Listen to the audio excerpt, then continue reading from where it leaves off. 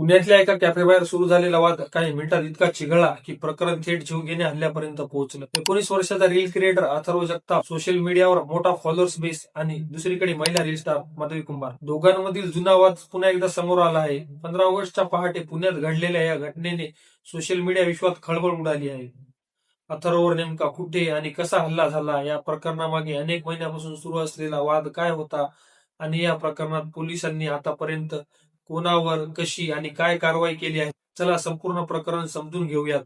नमस्कार, मी आहे अभिजित आणि तुम्ही बघत आहात अभितक मराठी. पुण्यातील डेक्कन जिमखाना परिसरातील फ्लाइंग जिप्सी कॅफे 15 ऑगस्टच्या पहाटे इथं अथर्व जगताप आपल्या मित्रांसोबत होता. पहाटे 2:15च्या आसपास तो कॅफे बाहेर येत असताना काही जणांनी त्याला अडवलं. त्यानंतर वाद सुरू झाला. परिस्थिती हाताबाहेर जात असल्याचं लक्षात आल्यानंतर अथर्व पुन्हा कॅफेमध्ये गेला. मात्र प्रकरण इथेच थांबलं नाही.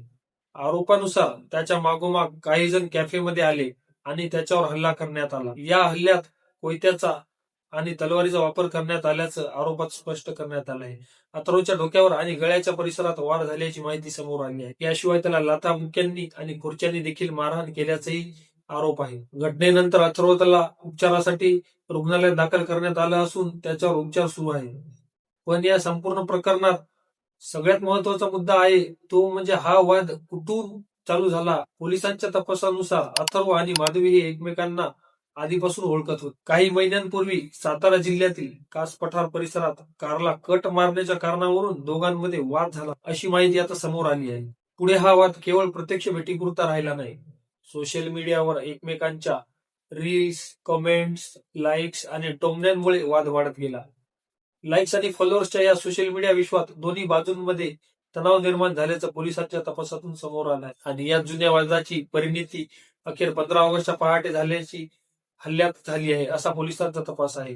म्हणजेच सोशल मीडियावर सुरू असलेला वाद प्रत्यक्ष आयुष्यात किती गंभीर रूप घेऊ शकतो याचे आणखी एक उदाहरण ठरू शकतं. आता या प्रकरणात पोलिसांच्या कारवाईकडे सर्वांचे लक्ष आहे. या प्रकरणात माधवी कुंभारसह स्नेहल सोनके, राहुल वाघमारे, शिवानंद तलवार, आदित्य भालेराव, प्रियांश भोसले आणि प्रेम साळवे या आरोपींना अटक करण्यात आल्याची माहिती समोर आली आहे. तसंच एका अल्पवयीन मुलालाही पोलिसांनी ताब्यात घेतला. मात्र या घटनेनंतर फक्त हल्ल्याचा तपासच नाही तर कॅफेच्या सुरक्षेवर आणि रात्रीच्या वेळी सुरू असलेल्या कॅफेच्या संस्कृतीवरही प्रश्न उपस्थित झाले आहेत. पहाटे 3-3:15 वाजता कॅफेमध्ये एवढा मोठा वाद कसा झाला? कॅफे मध्ये सुरक्षा कर्मचारी किंवा इतर सुरक्षा व्यवस्था होती का?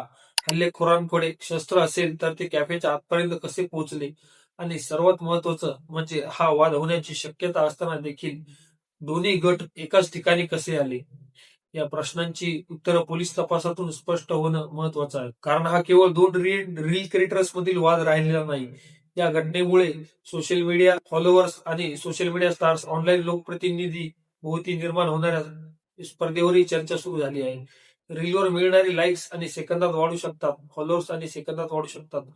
पण सोशल मीडियावरचा एक वाद जर वैयक्तिक आयुष्यात उतरला तर त्याचे परिणाम किती गंभीर असू शकतात हे या प्रकरणातून समोर येत आहे. आता या प्रकरणात नेमका हल्ला कशामुळे झाला, कोणाची काय भूमिका होती आणि हल्ल्यापूर्वी नेमकं काय घडलं याचा तपास पोलीस करत आहेत.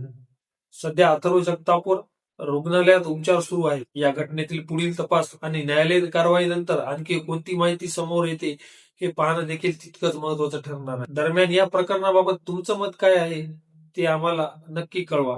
सोशल मीडियावरील वाद प्रत्यक्ष आयुष्यात हिंसक होऊ नयेत यासाठी काय केलं पाहिजे हे कमेंट्स मध्ये आम्हाला नक्की कळवा. अशाच महत्वाच्या आणि ताज्या बातम्यांसाठी अभितक मराठी या मराठी चॅनलला सबस्क्राईब करा.